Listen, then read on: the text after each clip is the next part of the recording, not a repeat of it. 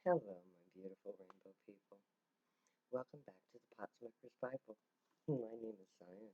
I'm the author of the Potsmaker's Bible, which contains the prophetic book of Zion, where I get my name and authority.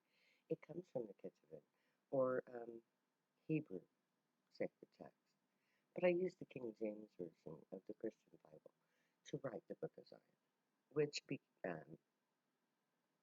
which I did from the various testimony of the Old Testament prophets. And I found contained within it a set of instructions, and I was uniquely qualified to undertake these instructions, so I did. And the very last thing that I'm required to do to become the prophet of the 54th chapter of the book of Isaiah is to publish these, which is what I've been doing for the last year here on YouTube and social media, by reading to you from the manuscripts that I have written. And today, I'm reading to you from the 30th chapter of the Potsmaker's Bible. It doesn't contain anything, it doesn't contain a chapter from the Book of Zion, but it does contain the entire layout of the prophecy of Israel. So if you've ever wanted to know what the Bible says about things that are going to come, this is where you look. So, now, I present to you the big plan, the threefold God's plan for humanity.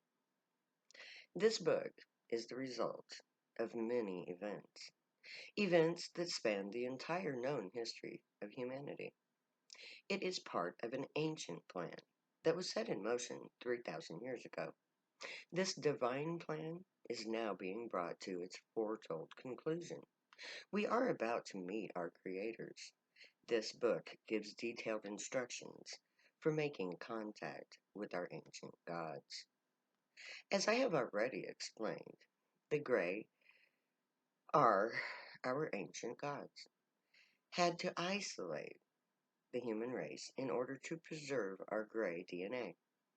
Our isolation made it necessary to provide some means for us to end that isolation at the proper time. This was done through the prophecy of Israel. As I have explained, the prophecy is the key to the truth about God. The truth told in the prophecy is that the aliens we call Grey are the clones of our world's ancient gods. Those gods are back, as they promised to come back. We are their creation, and they do care about us. And they left us a testimony to prove it. That testimony is the prophecy of Israel.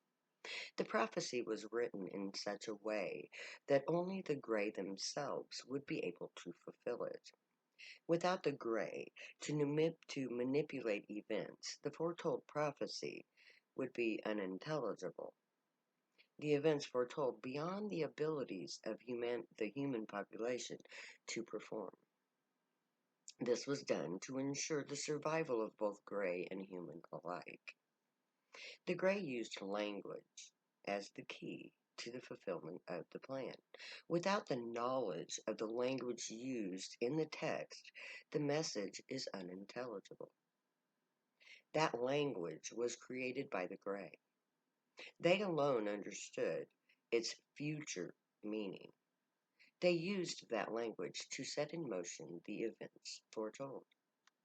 We call that language slang. It is used by the fringe group, a small minority group that has only one distinguishing characteristic. They use drugs. This group of people make up a hidden population. They come from every nation and family line of Earth. They alone use the prophetic language and thus can decipher the ancient Israeli text. The use of slang by the drug users is the key to their unlocking of prophetic verse. The use of drugs, especially marijuana, is the other means by which the Grey ensured that when they returned, they would have the means to reconnect with humanity at and the same time set up the proper circumstances to enact the plan. They simply stopped teaching the priests to use drugs because drugs, especially marijuana, has always been a tool of the priesthood. By ending the use of drugs by the priests, the Grey took the true power of the priesthood away, making it a shadow of its former self. Drugs provided the means for humans to activate their latent gray anatomy. The chemicals in the drugs provide the key to higher brain functions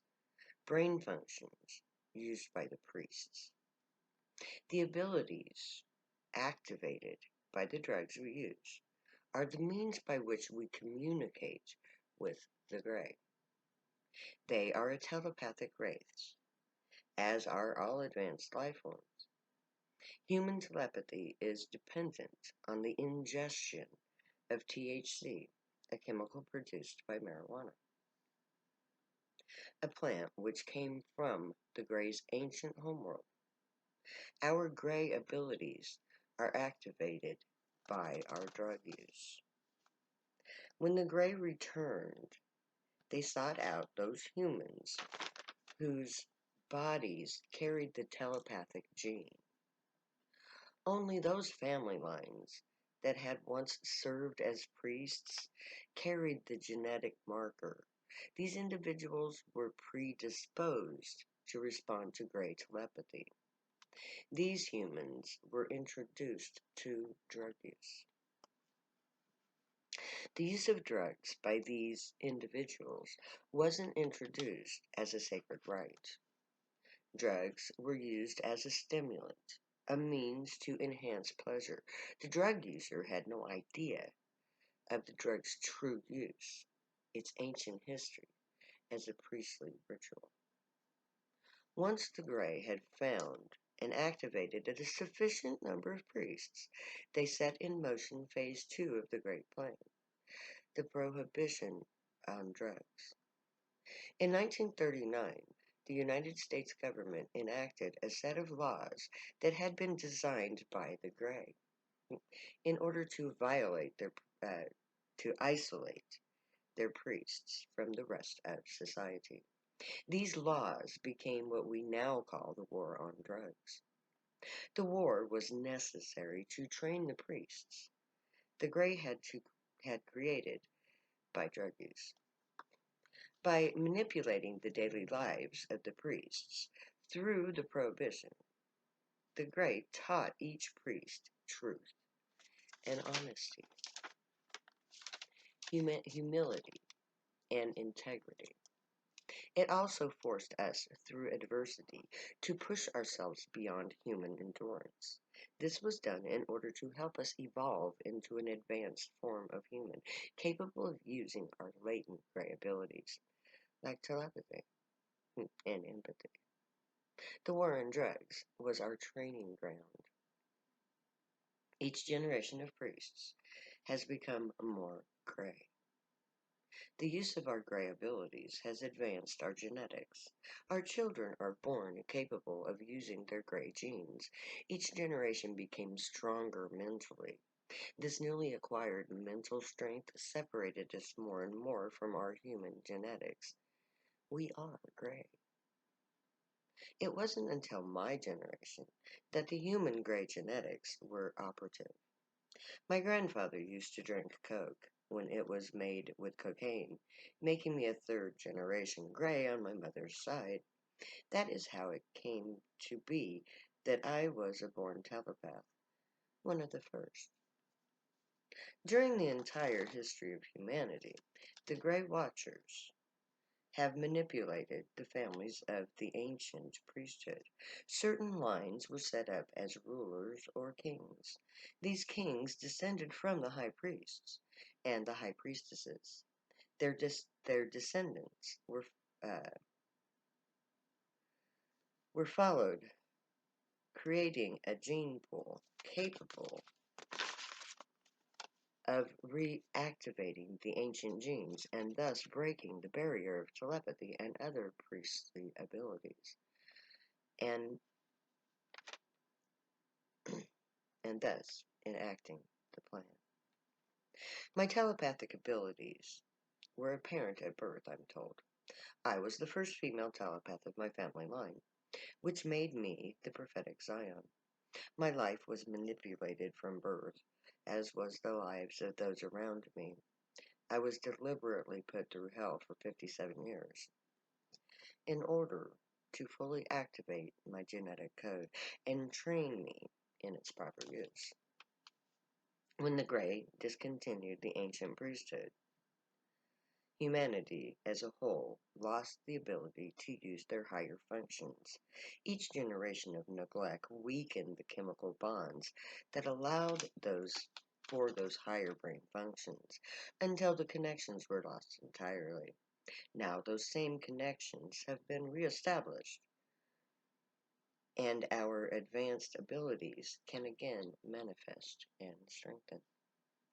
Now that I am ready to teach others what I have learned, we can begin the next phase of the plan. We will reinstitute the ancient priesthood. This book is a training manual for the Grey Priests of the Grey Aliens. All who seek to serve God should begin by smoking pot, and then reading first this book, then all other sacred texts from every practiced religion. Then you will understand how to serve life and why you should. We must know every religion because we will be serving followers of those religions. When we open a Temple of Zion, we are providing each community with a place of worship and to petition the aid of the Grey. Our job as priests is to unify all religions into one religion. In order to do that, we must be able to articulate trust and faith in every human endeavor, even those who don't believe in a God at all. We must serve all faiths to unite them into a single faith. Once we unite all religions, we will have a doctrine that transforms not only the concept and practice of religion, but also the concept and identity of humanity itself. Our job isn't just to end religious dissent, but to elevate the entire human race into a new evolutionary path, a path that unites all of humanity and creates a new social order. Religion is only the beginning. The Zionite Temple complex is a foundation upon which to build a better present and a better future, not only for the priests of the temple, but for the communities in which they operate. A priest's job is to serve both God, i.e., the Grey, and humanity. A priest is nothing without humans to serve. Our duty is to give aid to all who are in our presence, both those we encounter and those who seek us out. The priests of the temple will serve both Grey and humanity. Each Temple of Zion we open will be a format of change. The temple will be a community center, first for the priests who operate the temple, and then for the people of the community. As we become self-sufficient, we will become able to effect change in our communities. Through good works, we will change the perception of how the general population views us. Our good deeds and unique abilities will make false every unjust claim made against us. When we begin to treat our neighbors as we treat each other, they will begin to see us as we truly are. So may the Grey watch over us, guide us, protect us, and keep us from all harm. May they teach you right from wrong, and may you be worthy of them. May your thoughts, words, and deeds reflect truth, good, and light, the unicorn way. Find your joy and pursue it. Make that your guilt choice when we get to Camp Zion. And If you use drugs, stay happy and high, you have every right and reason to. Believe me, I know. I wrote 2 books about it. I am the Zion of the Most High God of Israel, the prophet from the 54th chapter of the book of Isaiah, and I've come to set my drug-using people free and teach the world a better way. So I will never say goodbye. I will always say later.